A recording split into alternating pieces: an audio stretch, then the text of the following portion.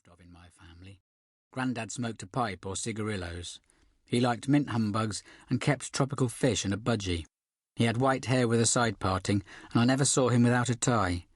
Nan had tightly curled hair and made crinkle-cut chips, which were the best. They had a posh front room that they hardly ever used.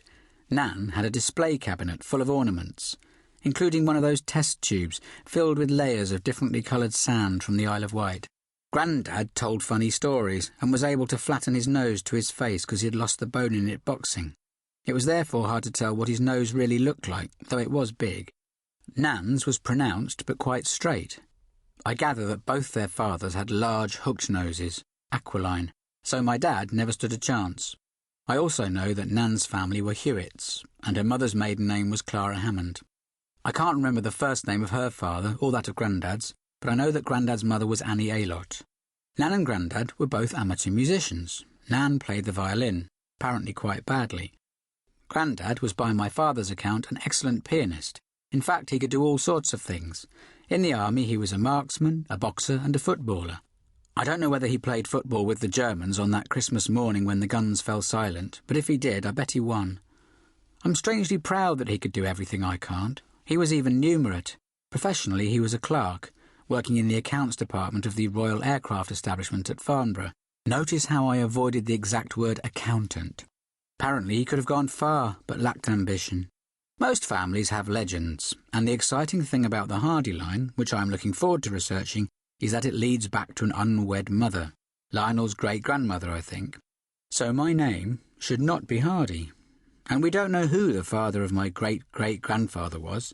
Apparently, my great-great-great-grandmother never revealed who had sired the baby. But the thing that has always slightly fascinated the family is that despite being disgraced and a mere servant on a large estate, she was given a cottage and kept on. Grounds for suspicion that the rascally young heir to the estate, assuming there was one, was the father of the bastard. So, did his father, the old squire, take pity on the wronged girl, or was she bought off to avoid any challenge to the inheritance? Either way, I reckon the Hardys are due a big slice of country estate, and I'm not above demanding a bit of exhumation and DNA testing to get it. Mum's parents, Rebecca and Herbert, lived across the road from us with my mum's sister Joan.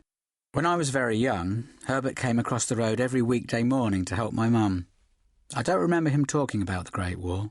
My grandma, Rebecca, knew Paul Robeson briefly in the 20s.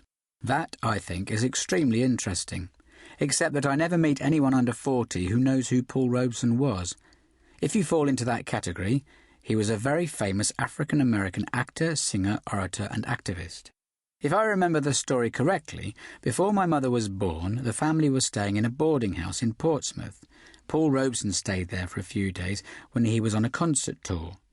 My grandmother would play the piano and they would sing together while Robeson bounced my Aunt Joan on his knee.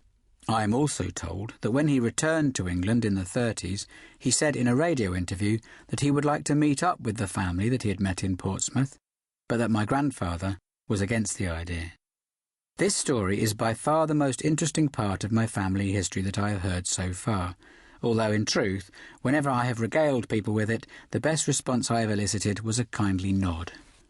Rebecca called herself Frances, her second name, although she was known to all her relatives as Becky. I was excited as a young boy to learn that her grandfather was from Wales. He was also a miner, my grandmother said. I was not only a precocious radical, I also felt culturally non-existent from an early age. The idea that my bloodlines might not run solely to the bottom right-hand corner of England was hugely important to me. It was Grandma herself who admitted to me years later that her grandfather might not have been Welsh or a miner. His name was Jones, which led her to believe he was Welsh, and extrapolate from that he was a pitman, mining being the only skill of the Welsh, save for singing, for which they didn't get paid until the 1950s. Grandma herself, I'm told, had a beautiful voice, and never made any money from it.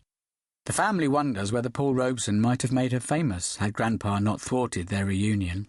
Maybe she'd have had a hit with Bread of Heaven, and Welsh cousins would have poured out of the woodwork to claim her as a granddaughter of the valleys.